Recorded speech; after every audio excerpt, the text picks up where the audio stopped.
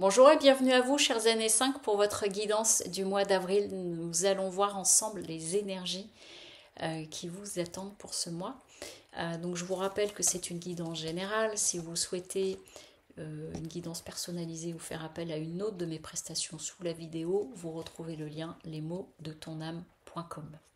Démarrons tout de suite avec vos énergies. Alors en fait j'ai pris 2 cartes et j'en ai une troisième qui est tombée. Donc du coup j'ai pris les 3.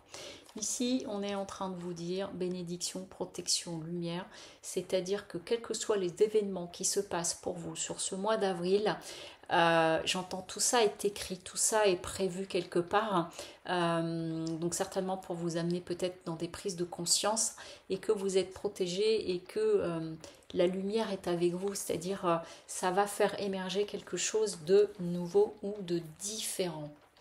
Alors, allons-y ensuite pour la guidance plus détaillée.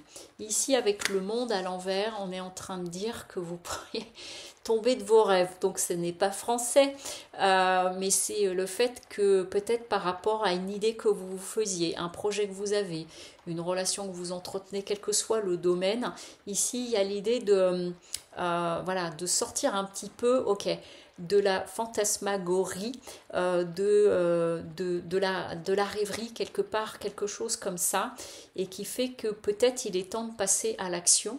Mais en tout cas, on vous dit, voilà, sors de ton idéal et mets-toi à l'œuvre.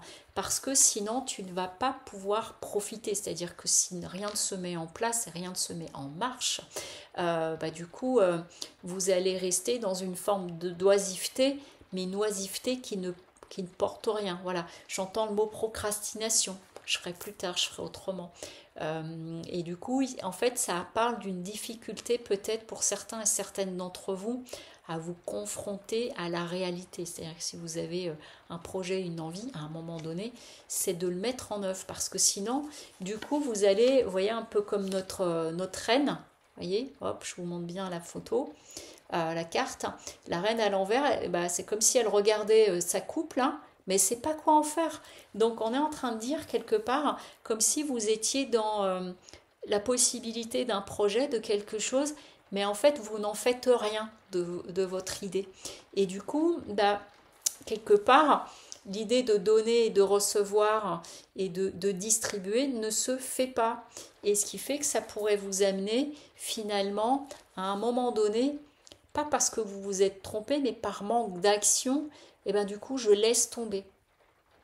Donc en fait on est vraiment en train de vous dire, j'entends rassemble-toi pour celles et ceux, si vous avez un projet, une idée, si vous avez quelque chose à dire à quelqu'un, aussi une discussion importante à avoir, là on est en train clairement de vous dire qu'il est l'heure de passer à l'action, d'autant plus que tout va bien.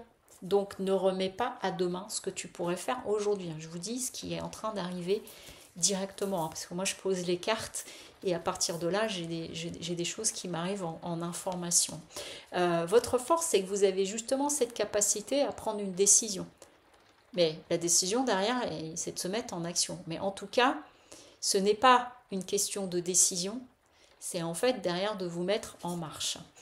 Ce qui peut se passer, c'est qu'il peut y avoir peut-être un retard, un imprévu, quelque chose comme ça, et c'est ok.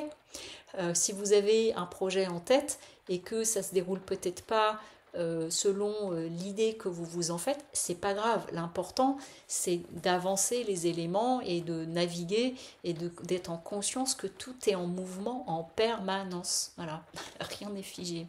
Et d'être prête à vous remettre en question. Ça ne veut pas dire tout remettre en question. Ça veut dire, voilà, ils disent de prévoir un plan B si nécessaire. Vous prenez l'autoroute, il y a un bouchon, vous vous dites ok, je vais sortir de l'autoroute, je vais passer par un autre chemin parce que j'ai pas envie de rester tanké sur l'autoroute pendant X temps. Vous voyez l'idée un petit peu.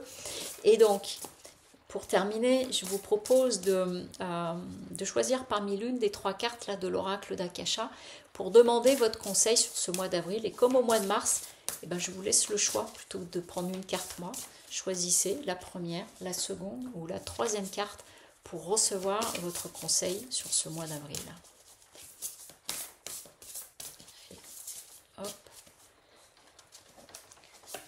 La 2e. la troisième. Ok.